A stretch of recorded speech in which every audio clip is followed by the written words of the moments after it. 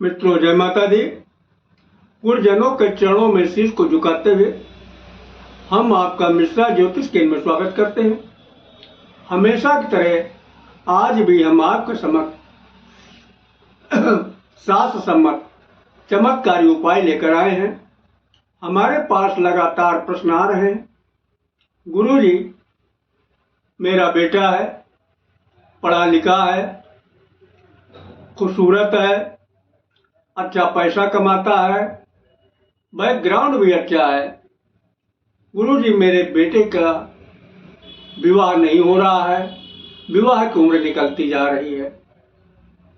गुरुजी कुछ समझ में नहीं आ रहा क्या करें।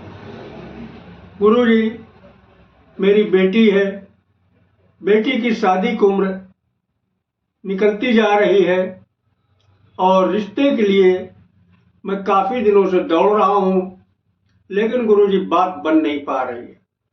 जहाँ जाता हूँ वहाँ जो है हमें रिश्ता नहीं बनते नजर आता है। कहीं जो है दहेज की डिमांड लंबी हो जाती है, कहीं हमको खुद रिश्ता नहीं पसंद होता है। गुरुजी मैं लड़की हूँ, मैंने भी सपने देखे थे कि मेरा एक सुंदर सा घर होगा, अच्छा पति होगा, प्यारे प्यारे बच्चे होंगे, लेकिन गुरुजी मेरी तो शादी की उम्र निकलती ही जा रही है। मुझे लगता है कि हमारे सपने जीवन में कभी पूरे नहीं होंगे। गुरुजी समझ में नहीं आ रहा हम क्या करें। गुरुजी मैं लड़का हूँ, मैं पढ़ा लिखा हूँ, मैं अच्छी जॉब करता हूँ, मेरा घर मकान भी ठीक है। गुरुजी मैं शादी का इच्छुक भी हूँ, लेकिन मेरी शादी बन नहीं पा रही है। गुरुजी कोई उपाय बताइए, मेरी शादी कैसे होगी। तो संपूर्ण जानकारी प्राप्त करने के लिए हमारे साथ वीडियो में अंत तक बने रहिएगा। अभी तक आपने हमारा चैनल सब्सक्राइब नहीं किया है तो प्लीज वीडियो शुरू करने के पहले मिश्रा ज्योतिष केंद्र को सब्सक्राइब अवश्य कर लीजिएगा और बेल आइकन की घंटी बजा दीजिएगा, क्योंकि आपका एक सब्सक्राइब हमारे लिए महत्वपूर्ण है।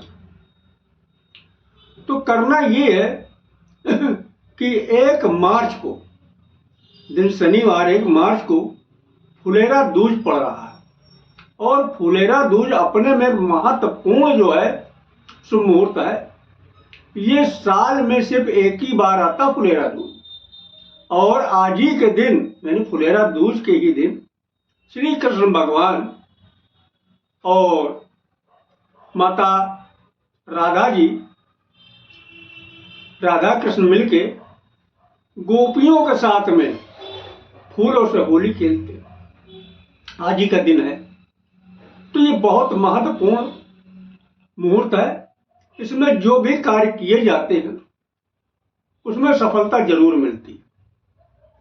ये बहुत पावरफुल मुहूर्त है। इसमें करना क्या है, आपको जो 1 मार्च यानी दिन शनिवार को ब्रह्म मुहूर्त में उठ जाना है। ब्रह्म मुहूर्त में उठ के आप स्नान करके तैयार हो जाइए और जो अपने आपके घर के अंदर मंदिर बना रखा है, जहाँ पे आपके घर के पूज्यमान देवी देवता हैं, उस मंदिर में आप एक घी का दीपक जलाइएगा और नीचे पीले रंग का आसन बिछाइएगा और पीले रंग के वस्त्र भी पहनिए तो ज्यादा अच्छा है। और घी का दीपक जला लिया, पीला आसन बिछा लिया, पीले आसन पर बैठ जाइए और एक जो है हल्दी की माला ले लीजिएगा और ये सब सारी चीजें लेके रख लीजिएगा और अपने घर के जो पूज्यमान देवी देवता हैं उनसे आप विनती करिएगा। एक घर के पूज्यमान देवी देवता जो भी आपके यहाँ को उनको संबोधन करते हुए कि हमारे जो, अगर आप अपने लिए कर रहे हैं, हमारे जन्म कुंडली में जो नजर दोष, बंधन दोष, पितृ दोष, किसी भी प्रकार का दोष है, आप इसे दूर करिएगा। हम आपकी शरण में हैं आप हमारी रक्षा नहीं करेंगे, हमारी मदद नहीं करेंगे तो कौन करेगा? आप हमारे घर के पूज्यमान देवी देवता, आप हमारी मदद करिए, हम आपकी शरण में। और इसके बाद और अब क्या करना है? शाम के समय यानी शुक्रवार वाले दिन ही आप जो है एक कुछ सामान इकट्ठा कर लीजिएगा। वो सामान इस प्रकार है, एक राधा कृष्ण की मूर्ति ले लीजिएगा और 2 घी के दीपक रख लीजिएगा, पीला चंदन ले लीजिएगा, भोजपत्र रखिएगा, मोर पंख रखिएगा, पीली एक रुमाल ले लीजिएगा, पीले रंग के 7 फूल हो, चाहे आपके गेंदा हो या और भी कोई भी फूल आप ले सकते हैं, पीले रंग के, पीला आसन हो। अब वो तो हमने आपको बता दिया कि आप जो पीले आसन पर बैठ जाइएगा। अब करना क्या है कि राधा कृष्ण की मूर्ति के समक्ष दीपक तो आपने जला दिया, विनती कर लिया। अब जो है भोजपत्र के ऊपर भोजपत्र ले लिया। अब आप जो पीले रंग का चंदन लिए, पीले रंग के चंदन में थोड़ा गंगा जल डालिएगा, उसको घोल के स्याही के तरीके बना लीजिएगा और भोजपत्र के ऊपर आप जो है मोर पंख लिए, मोर पंख से आप जो है ऊपर लिखिएगा भोजपत्र पर शुभ विवाह। शुभ विवाह लिखने के बाद में नीचे जो है, अगर आप अपने लिए कर रहे हैं तो अपना नाम लिखिएगा, आप अपनी बेटी के लिए कर रहे हैं तो बेटी का नाम लिखिएगा, आपने बेटे के लिए कर रहे हैं तो बेटे का नाम लिखिएगा। इसके बाद जो उसकी उम्र है, यानी अगर आप अपने लिए कर रहे हैं तो आपकी उम्र मान लीजिए 25 साल कंप्लीट हो गए, 26वीं चल रही तो आप 26 लिखिएगा। अगर आप अपनी बेटी के लिए कर रहे हैं, बेटी की उम्र मान लीजिए 21 कंप्लीट हो गई, 22वीं चल रही तो 22 लिखिएगा।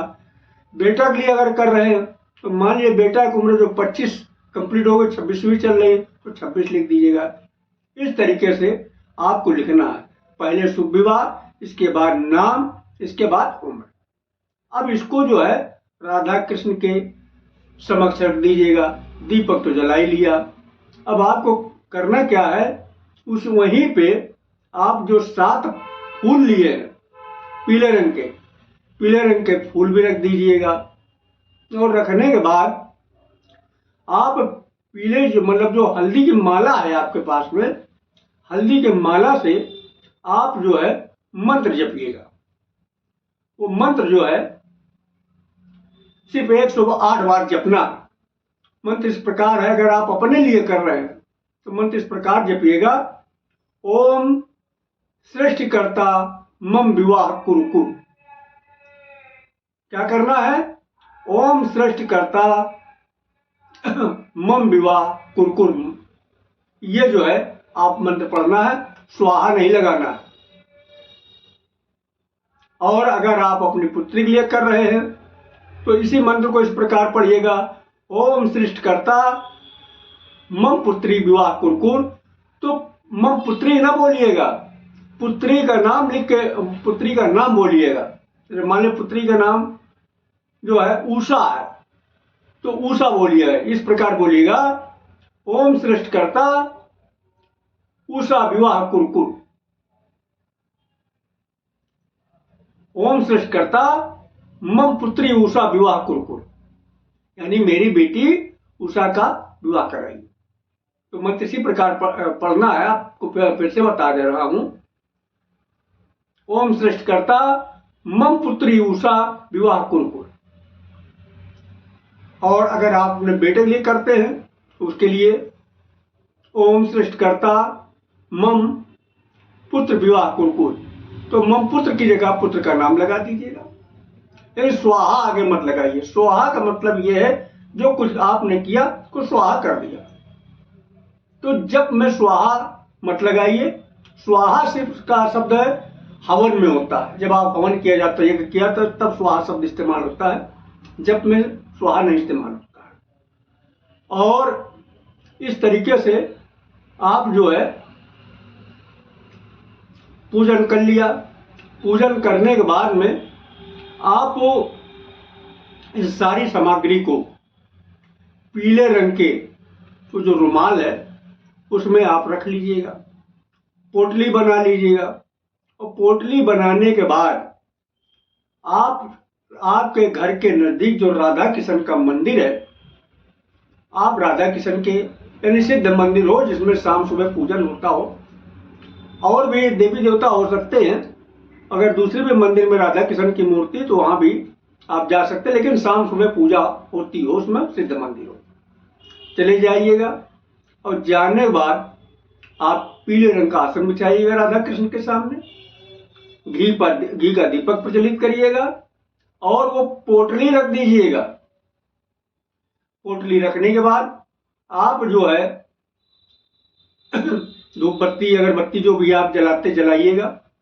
और जलाने के बाद में आप उसी मंत्र को पढ़िएगा जो आपने घर में पढ़ा है। तो घर में पढ़ा है आपने एक बार, यहाँ पे राधा कृष्ण के सामने आपको 3-3 बार पढ़ना है, और उनके समक्ष आपको अपनी श्रद्धा अनुसार दक्षिणा भी रखना। मंत्र फिर मैं आपको बताए दे रहा हूँ। मंत्र इस प्रकार है, अगर आप अपने लिए कर रहे हैं, ओम सृष्टिकर्ता मम विवाह कुरकुर, ओम सृष्टिकर्ता मम विवाह कुरकुर, ओम सृष्टिकर्ता मम विवाह कुरकुर, हल्दी की माला से 3 माला आप जप करेंगे। और अगर आप अपने बेटी के लिए कर रहे हैं, ओम सृष्टिकर्ता अपनी बेटी का नाम लिखिए, विवाह कुरकुर, ओम सृष्टिकर्ता बेटी का नाम लीजिए, विवाह कुरकुर। और अगर आप बेटे के लिए कर रहे हैं तो ओम सृष्टिकर्ता मम पुत्र की जगह आप बेटे का नाम लिखिए, विवाह कुरकुर। मम सृष्टिकर्ता मम पुत्र की जगह पुत्र का नाम लीजिए, विवाह कुरकुर। ओम सृष्टिकर्ता मम पुत्र की जगह पुत्र का नाम लीजिए, विवाह कुरकुर। इस तरीके से 3 माला का जप करिएगा। 3 माला का जप करने के बाद आप जो है फिर आप हाथ जोड़ लीजिएगा, माफी मांग लीजिएगा। ए राधा कृष्ण, मैंने आपके शरण में अपनी अर्जी लगाई है, महाराज हमारी अर्जी की आप जल्द सुनवाई करिएगा।